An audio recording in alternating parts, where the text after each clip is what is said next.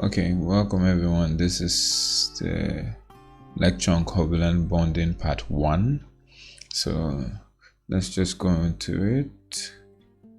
So there's a lot of new things that's going to be happening, not just the sound. So let's just go into it. We're going to be talking on covalent bond. We're going to be discussing covalent bond. And first and foremost, I would like you to refresh your memory because we've talked about it before. So let's just go on it. We're going to be looking at Lewis structure, the octet rule, which you're familiar with, but we're going to skip molecular geometry and some parts of hybridization. So just for this part, I'll see whether we can reach Lewis structure, but we're going to do that and we're going to hit on it over and over again so that you understand. So covalent bonding is a bond that consists of an electron pair shared between two atoms. Anytime you hear covalent, think of sharing. Anytime you hear covalent, think of sharing. So hydrogen electrons are not fixed, but they may be located at various points about the two nuclei. So the electron, hydrogen has one electron, so hence it can share and can be located at any point. So hydrogen is that one element that can be a metal and non-metal, just so we remember. So in this slide we see two dots. Those two dots are indicative of the electrons shared between the two, and then you have the dash indicating the same thing. So it's either the two dots or dash. So that's it for covalent bond. So sharing, very important. So actually this is what it will look like in reality. The electron density of hydrogen, there's two hydrogen overlapping themselves, the hydrogen cloud, the electron cloud overlapping themselves. That's how they will share. That is just a graphical depiction. This is what it is in reality. So we have energies, and I don't want to bore you with the whole graph. What it's just meant to do is to show you the increase in energy against the internuclear distance. So when two energies are high, they will repel. When the hydrogen molecules, the two molecules have high energies, they will repel. But when the energy comes down, they will attract each other. It's the same with humans. If two people are upbeat, very active, they always will have some contradictions here and there. There has to be one person leading and the other person following. Hence, when they come down in energy, so notice this is the increase in energy, this is increasing energy. Notice at this place, at this high point, there will be repulsion. Notice it's zero. See, at zero energy, hydrogen atoms will be separated. I hope I shifted myself to this place so that we can see it. So it will be separated. But when it comes down to this point, notice that you have the hydrogen molecule. So hence the energy and the distance between themselves is very important. Increasing energy will set them apart. Decrease in energy will bring them together. So notice this is minus 436 kilojoules minus. It's very important to notice loss of energy and result in that. So Lewis structure is this. Notice that there's a relationship between the Lewis structure and the electronic configuration. We talked about it previously, but we'll look at it even more in this part. So atoms may form ions that are isoelectronic. The word iso means same. Isoelectronic meaning having the same electronic configuration with the nearest noble gas. So see, take for example, sodium has this one electron which it loses to attain noble gas state. Fluorine has this, and then it gains one to attain noble gas state. We're very familiar with this just from the past. So some atoms share electrons rather than ionize. Some share rather than ionize. They ionize. In some cases, you have them share, which is covalent bond that we're talking about. So sharing results in becoming isoelectronic with the nearest noble gas, as they do in forming ions. So it's something similar that happens that results in a sharing, because I told us that everyone wants to attain that stability, and noble gas are very stable. Noble gases are very stable, so they want to go there. So most electrons are called valency. The outermost electrons are called valency electrons. That's the electrons you find at the outermost shell. They are called valency electron. So notice that in the electronic configuration, the shapes or the orbital towards the end are the ones that contain the outermost. So the 1s is the core electrons, then the 2s, 2p is the outermost. So as we can see from the example of fluorine, and how it will happen, will be that the 7 electrons on the outermost shell of fluorine will react with the 1 electron of hydrogen, and then they will share between themselves. Hence, hydrogen will have 2 in its outermost, and fluorine will have a complete octet, as we know the octet rule. So hence you have the balance, in a sense, the 8, which completes the shell, and the 2 for hydrogen, which is a duet. So that's it for that. So we have a tools, Lewis structure, and Lewis structure is just showing us the distribution of electron pairs in a molecule, so that the atoms achieves the octet or the duet, given hydrogen as the case. And the student have asked, what of helium? Helium is a noble gas, so it doesn't do any of the duet, it doesn't do octet, it can never do octet. So it's already complete. So there's the molecular geometry. I will just give us a gist about it. I'm not going to hit on it because you might not see questions with regard to it, or you might see just a drop or a little bit of questions, but you have more of the questions around about the others. So sorry about that sound. So the location. So the molecular geometry is based on the unshared, because the unshared electron pairs are the ones that change the geometry, the ones that affect the geometry. So that's what we call the VSEPR geometry. The V, if you can guess, what is the V that we're talking about mostly? Valency. If you see the S, valency shell, then the E, if you guess other things we talk about is on the slide, electron. Then P is what? It's there, pair, and then R, that will be the difficult one, repulsion. That's repulsion. So it's valency shell electron pair repulsion geometry. So we'll see that somewhere ahead as well. So if you guys can remember the whole group talk we did when we're doing the previous, just the same thing, but notice that this time you see dots around them. So they have the dots according to their groups. Notice that they have their core electron, which we can't see, and then the group. And please don't mix it up with the charges on them. Please don't mix it up with the charges on them. So we'll quickly move to electron ownership.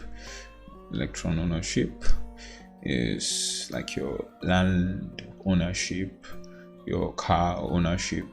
This one is electron ownership. So atom owns all lone electrons. So an atom owns all these lone electrons. So it is its own. So half the number of the bonding electrons, and the bonding pair is shown by a line or the 2 dots. Then multiple bonds will be your 2 pairs. then triple bonds, 3 pairs. So it's like this. Once you have 2 electrons, then you have a sharing. Once you have 4 electrons, then you have a double bond. Once you have 6 electrons, then you have a triple bond. Hence you have the whole thing. And carbon is what does that a lot, mostly because carbon is tetravalent, so you can do double, triple, and single as well. So quickly, here's a kind of Lewis structure depiction of hydroxide ion, water, ammonia, ammonium ion, ethylene, and acetylene. Notice that the reason why I paused there is because you can call them that's an alkane. So there's alkene, and then alkyne, and they can be named very differently. Those are the names they're called. So notice that for ions, you always will put them in a box. So we have sodium hydroxide, we have hydroxide ion in a box with negative. So remember, sodium has 6 around it, the one straight line. Notice that one straight line is indicative of sharing, but in this case it needs 1 more, hence you have the negative there. For ammonia, it has 1 extra, hence you have the plus there. So please don't confuse yourself. This is what can be this, this is what can be this, this is what can be this. When you take out a hydrogen, you have this. When you add a hydrogen, you have this. And in this case, you have your double bond, and then you have your triple bond. Notice that the double bond will have 2 hydrogens to compensate for the tetravalency of carbon, and then the triple bond will just have 1 hydrogen. Notice that the more the bonds, the lesser the hydrogen, if you think about it. So we have the octet rule that we've been talking about. It simply means 8 electron around about the people are sharing. That's the octet rule, and the only exception is hydrogen. Don't include helium. Helium is complete and okay. So I'll quickly do the Lewis structure, how to draw the Lewis structure, and then that'll be all for this video. Then I'll continue in the next part. So when you want to draw the Lewis structure, you first will draw a skeleton. And the skeleton is not the skeleton that you know, but a sketch. If you're an artist, if you want to draw, you first sketch before you draw. So in your drawing your skeleton, you count the number of valency electrons, count the available electrons for distribution, and then you count the needed as well. You do all the maths. Then if the available electron, which is your AE, is equal to your NE, then the skeleton is okay and correct. But if it's less than, then you'll be thinking of adding a double bond or a triple bond. So let's work with an example here. So we have SO2, and if you're to draw it, you just write S in the middle and the 2 oxygens at the side. Then oxygen has a valency of 6, sulfur same, oxygen same. So if you add all of those valency, total them, it will equal to 18. So you first of all total your valency. Then now what you're going to do is to find the available electron. And how you find the available electron is by minusing the bonds from the total. When you minus the bonds from the total, you know which is available. It's like when you minus what you the amount you used to buy something from the amount you had, you know how much you have with you. So notice that there are 2 bonds. So that 2 multiplied by 2, which is the electrons, you now have the electrons that you have available. And with the electron that you have available, you ask yourself this question: is the available equal to the needed? Is the available equal to the needed? And how do you get the needed electrons? Notice that you have 6 around about oxygen, and you have 4 around about sulfur. Hence, the 6 multiplied by 6 is 2. 12, not 2. And then 4 will be 16. So hence, is the available equal to the needed? No. You have 14 and then you have 16. So it's less. So because it's short, you now have to add the double bond on either one of the oxygen. Because if you look at it very closely, please walk with me. First and foremost, we say we draw the skeleton. This is skeleton. Then we'll ask ourselves, what are the valencies? Remember, we say the outermost shell. Oxygen is 6, sulfur 6. This is 6 as well. The other sulfur 6. Then you have that total 18. Then we want to know, if we take out these bonds, how much electron is there, which is the needed, and which is the available. No, not the needed. So when you take that out, you have 14. And then now you want to ask yourself, which one is the needed? 6 for oxygen, 6 for the 2 oxygens. Add them together as 12. Then notice that because you have 4 locked into 2 electrons of sulfur sharing with oxygen, you have 4 of sulfur. So the 4 of sulfur now is what is going to be minus. It's going to be equated to the 14.